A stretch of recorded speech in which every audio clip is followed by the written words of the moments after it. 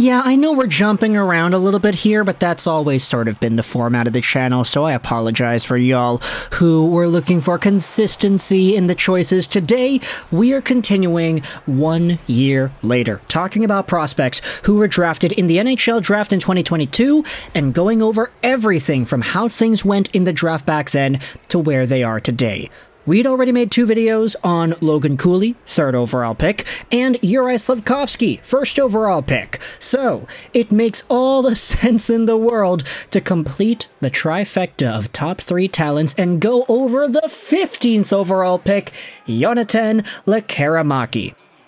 Yeah, that's right, we're not talking about the 2nd overall Simon Nemec just yet. We'll talk about him more so as the summer and the series goes on, but because I am a biased Vancouver Canucks fan, we are skipping all the way down to number 15 and going over a guy who had a really intriguing development path, let's just say, ever since the draft came and gone. As you know, we're talking about Lekkerimaki today, the 15th overall selection by the Vancouver Canucks, and his entire path. Who is Lekkerimaki? Well, he's a 5'11", 172-pound right-handed right-wing player. Born on July 24th, 2004, he's 19 years old, recently turned 19, by the way. Happy belated birthday to Lekkerimaki. And one of the interesting things about him was that, hey, his birthday was really late, meaning that he was one of the youngest players in the entire 2022 draft. This boded well when it came to his entire projection because in the 21-22 season, he had 20 goals in 26 games played for the Djurgårdens junior team, 35 total points too. Not to mention the fact that he had himself a cup of coffee with the regular Djurgårdens team in the SHL, getting 7 goals in 26 games over there. You can see at the Sweden World Under-18s, he had 5 goals and 10 assists for 15 total points in 6 games played. And he also suited up for Team Sweden at the World Juniors as a 17-year-old player. So right away, you could see he was a very decorated draft-eligible skater who had a really good knack for scoring goals. That's where the majority of his production actually came from. And when you see the numbers, you see the 20 goals and 15 assists in 26 games played. You see the 7 goals and 2 assists in 26 games played. That profile backs up everything you see when you watch the footage of how Lekkerimaki creates offense and what he does in the offensive zone. The scouting report back from back then says that his shot may be the best of Lekkerimaki's offensive tools, but it's not the only one. He's also a reasonably deft handler with the skill to blend pass receptions into dangles, deceptive maneuvering, and a sound mechanical base with the puck almost always handled in his hip pocket. Jonathan Lekkerimaki is a goal scorer, and we had talked about this in the Why I Want video a year ago, that he may have been one of the best goal scorers in the draft, and he arguably had the best shot in the draft, period. He gets it off really quickly, his one-timer is an absolute hammer out there, he's able to just fire pucks on net like it's nobody's business. Even the Michael Holmquist report says that his shot stands out, but he also has an extremely high skill level too. On the advantage, just give this guy the puck and you'll get a quality scoring chance each time. You will see goals. And so for Lekkerimaki, as a smaller-ish Swedish goal scorer, his profile was unique enough and good enough that you had many outlets ranking him in the top 10. Craig Button had him at 9, same did McKeen's. McKenzie had him at number 8. You had some that were a little bit more bearish on him though. Future Considerations had him at 12. Elite Prospects themselves ranked Lekkerimaki at 18. But nevertheless, this was a guy who had a very good skill set, he knew how to put the puck in the back of the net, and if you're drafting this guy somewhere in the first round, it's because you wanted to capitalize on that goal-scoring talent. Could the rest of his game round out properly? Who really knows? Was his pace of play going to improve as he got to higher levels? Who really knows? Was his defensive play also going to be at an NHL level? Who really knows? But this guy can score goals like it's nobody's business, hence the rankings in the top 10. However, the Vancouver Canucks ended up taking Lekkerimaki in the 15th overall spot. He had slipped past all these other teams, and when it came to the Canucks, we know Patrick Allvin loves his Swedes, we know Vancouver, we love our Swedes too. Edler, Sedins, Naslund, Gradin, Markstrom, Eriksson, we love Swedes here in Vancouver.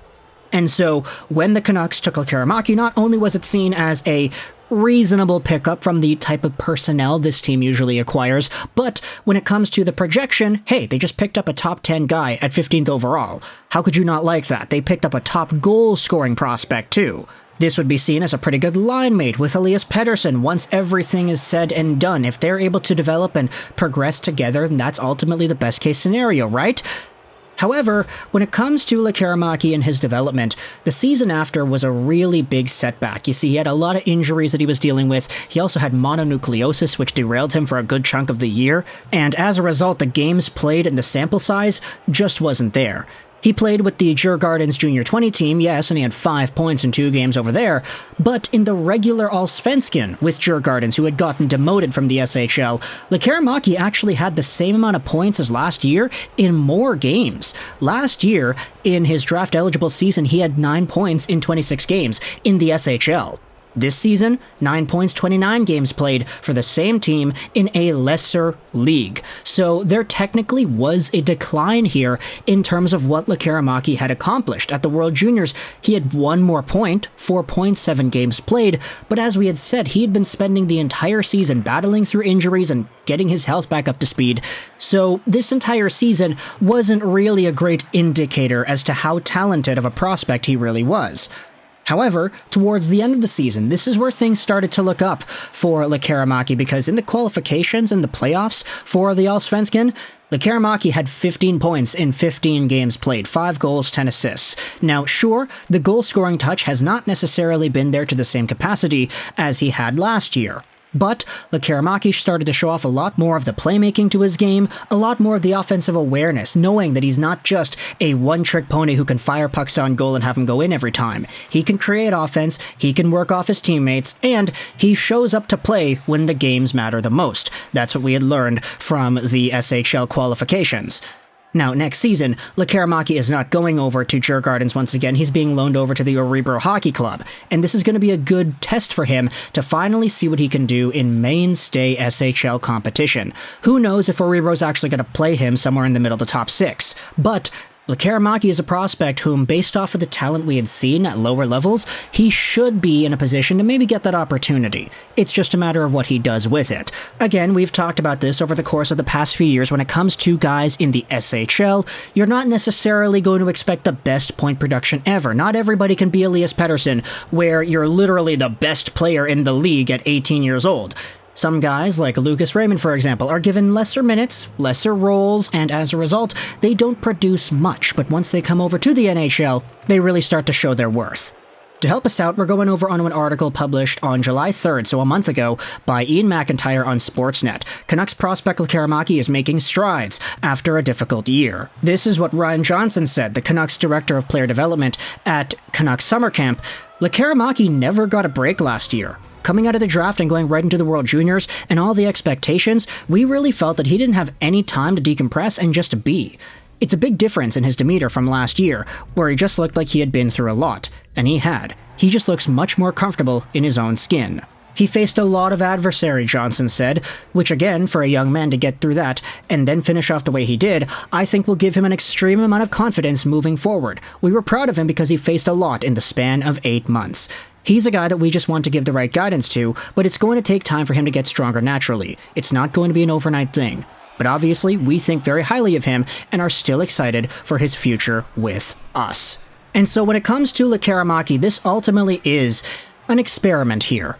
You can't go out there and immediately expect the moon and the stars from this player because, long story short, his development has not allowed him to exhibit that type of growth. He was battling mono and a bunch of foot injuries too, so that definitely doesn't bode well with an 18-year-old's prospective NHL career in the balance.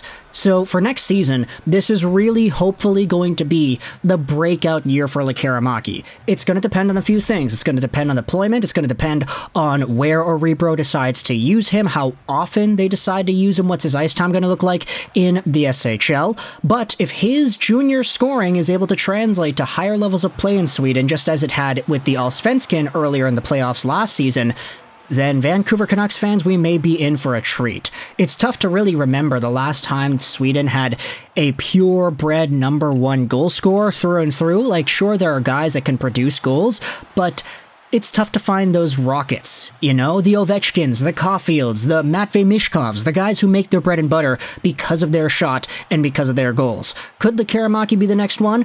We just gotta wait and see. So, let me know your thoughts in the comment section below about 1 year later, Jonathan Lekkerimaki. How are you viewing this player from a year ago versus today? What are you hopeful of when it comes to Lekkerimaki and his development? And if you're a Canucks fan, what are your expectations for him next year? Let me know your thoughts in the comment section below. I hope you enjoyed this video, and bye.